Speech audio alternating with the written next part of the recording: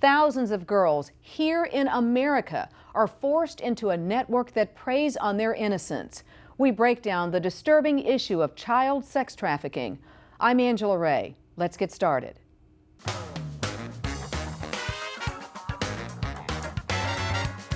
Breaking through the rhetoric, breaking down the issues. From the nation's capital, this is DC Breakdown. Child sex trafficking is a well-documented global crisis. It is also a crisis right here in the United States. Every year, thousands of girls in this country are at risk of being lured or forced into the child sex business. Joining us now is Malika Saar, Special Counsel for Human Rights at the Raven Group and Director of the Human Rights Project, RIGHTS4GILRS. Thank you for joining us to talk about this very important topic. Set up for me the scenario in which a child in this country is trafficked. So according to the Department of Justice, we know that there are between 200 to 300,000 American children who are at risk for being bought and sold in this country. Oh my goodness. The majority of them are girls between the ages of 12 to 14. And what we are also learning is that many of them are coming out of a very broken foster care system. So in the states that are identifying who are these girls who are being trafficked, what they are able to demonstrate is that between 60 to 80% of these children identified as being trafficked are foster care children. Which means our foster care system is severely broken. In many ways, the foster care system has become the supply chain to the traffickers. And it makes sense, right? Because you have girls who have gone through multiple placements in foster care. In many of those placements, they have been sexually abused, and so they will run. They will run from the abuse. We tell women to run from abuse. But when girls run from abuse, abuse in foster care or abuse in their own homes, that is when they are vulnerable to a trafficker who knows where to find those lost girls. And where do the lost girls go? Where do they congregate? The bus stops, the runaway youth shelters, or just at the mall, in their schoolyard. And traffickers know, like any predator, to target those girls, know the signs of their insecurities, of their vulnerabilities. And the traffickers appear as boyfriends, as the lost father figure, as the individual who will finally claim them, love them, and care for them. And so that's how so many of the girls do get manipulated. But we also know that many traffickers, because demand for girls is so high, that many of these traffickers will also kidnap girls or coerce them in other ways. I mean, there really is an issue here, not only of the brutality in the way that girls are kidnapped, coerced, or tricked, but also that there is even a demand for sex with underage Thank you, girls. because this is economics, supply versus demand. Exactly. If there was no demand, there would be no supply. Exactly. So my concern is who, you know, we talk about the girls, and we're going to get back to them. We talk about their pimps, however you want to call these people, but we don't ever really talk about the guys who are purchasing the services. Right. What is happening to them? Are they being held accountable? No. I mean, we really have a culture of impunity around purchasing girls for underage sex. So these individuals, whom we politely call Johns, a name from the Bible, we do not prosecute them for statutory rape, sexual assault of a minor, child endangerment. In some rare situations, they might be arrested for solicitation, but it's actually usually the girl who gets arrested for something as ridiculous a charge as child prostitution, when most of these girls don't even have consent. They are not even of the legal age to consent. But there is a law on the books that says child prostitution.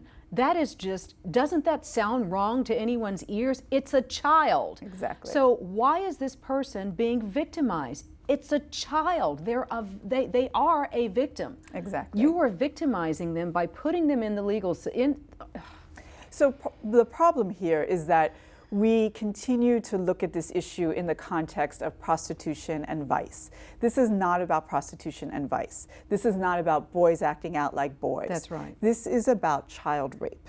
This is about child sexual abuse. And those who purchase children for sex have to be charged with statutory rape, have to be arrested for statutory rape, child endangerment, sexual assault of a minor. So what kind of penalty do they face now? If someone is seen as a trafficker, right, what's the penalty? So for the trafficker, they are usually prosecuted under Section 1591 of the Trafficking Victims Protection Act. Unfortunately, though, our law enforcement and our prosecutors rarely arrest and prosecute the buyers under Section 1591, although they can. There's nothing in the language of the law that stops the prosecution of those buyers. The problem is really political will. We have all the laws on the books we need to go after the buyers, and yet there is not the decision to. There is a culture of impunity towards the buyers. And until that changes, we will continue to see a crisis in this country of children being bought and sold for sex. What has the Obama administration done about this? There has been a commitment to going after the issue of human trafficking in the US and internationally. Although I would challenge the Obama administration and this Department of Justice to go after the buyers. So there have been very few prosecutions with the AUSAs under 1591 of buyers. We have not seen the Obama administration go after buyers in the way that is needed. And tell me, why is that? Because we have an attorney general who is willing to take on very controversial issues and take a stand and say, you know, I'm not backing off. So we've got the right attorney general. We now need him, and I know he's focused on a lot of other things, but if safeguarding our children, and as you say, reframing the issue, and child and prostitution should never be in the same sentence, you know? Exactly. It seems that Eric Holder is the right person to do this. I think he is the right person, and so I hope he does it, because right now we have not seen a directive come out of his office or language that he has put out there to do this type of reframing. And tomorrow, he could stand up in front of the AUSAs, in front of this country, and say, as I have done with the war on drugs, I am sending out a directive that my U.S. attorneys go after buyers with the same commitment and vigor and moral obligation to our children's safety as we have done with traffickers. We have to do that. That has to be done on his part. That is a critical test of his leadership. And let's talk again a little more about, because you hear people say, oh, she's just, and then the awful words that are used to describe women or young girls, she's just being whatever word. Right. When it's a 13-year-old girl, if she's in some short pants and she's hanging on a street corner, we as citizens need to go, something's not right here. Instead of condemning and not understanding, this child has probably been through so much, been sexually abused so much, physically abused, and now this child is on the corner prostituting herself. That does not warrant time in jail. No. There was a girl who was bought and sold in Los Angeles at the age of 14, and she told every single person who bought her that she was only 14 and could they please take her to a police station. And over the 6 months in which she was bought and sold and made this plea to the buyers, not one individual did. And so I think this is about being able to say, these girls are our children, they are victims of child sexual abuse, and we must hold accountable those individuals who purchase them. I'm sorry, these are also pedophiles. These are also pedophiles. So you're right. We have so many laws on the books already, but if you don't choose to enforce those laws, it's as if we're some other nation that doesn't care two whits about children and they don't have laws on the books. Exactly. And this is the United States of America. I think it's always good to talk about global issues, right, but we need to focus on what's happening here. Absolutely. I mean, we can point to India and we can point to other parts of the global community where there is a culture of impunity around sexual violence, and we can condemn them for that culture of impunity. But we have here in this country a culture of impunity around this type of child sexual violence. What do we need to do, Malika, to fix the foster care system, because you are right, it is literally the place where folks can go to purchase girls and to begin the process of getting them in a prostitution sort of a scenario. Right.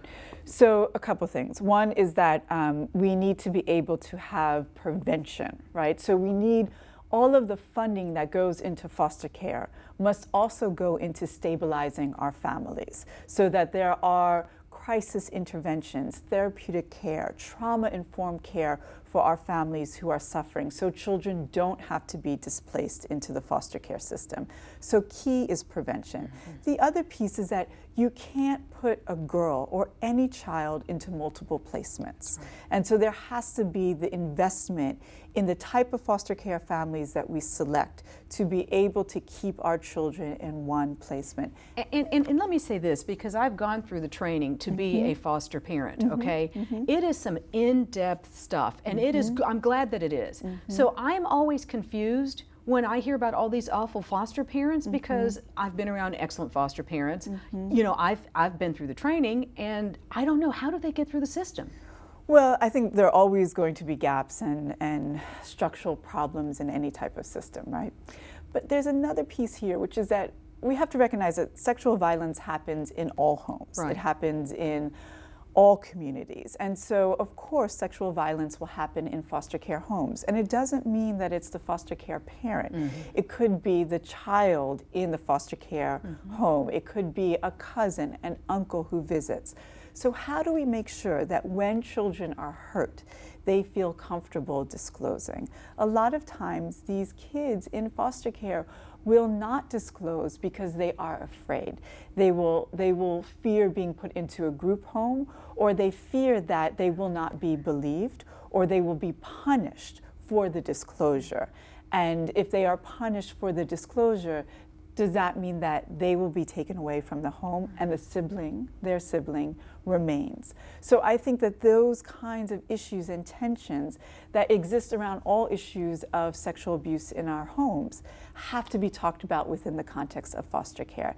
And we have to give our children in foster care the strength, the muscle, the buffers and protections to be able to disclose and feel safe. And I do want to point out, as you said, the majority of the victims are girls, and many of them are minority children. Exactly right.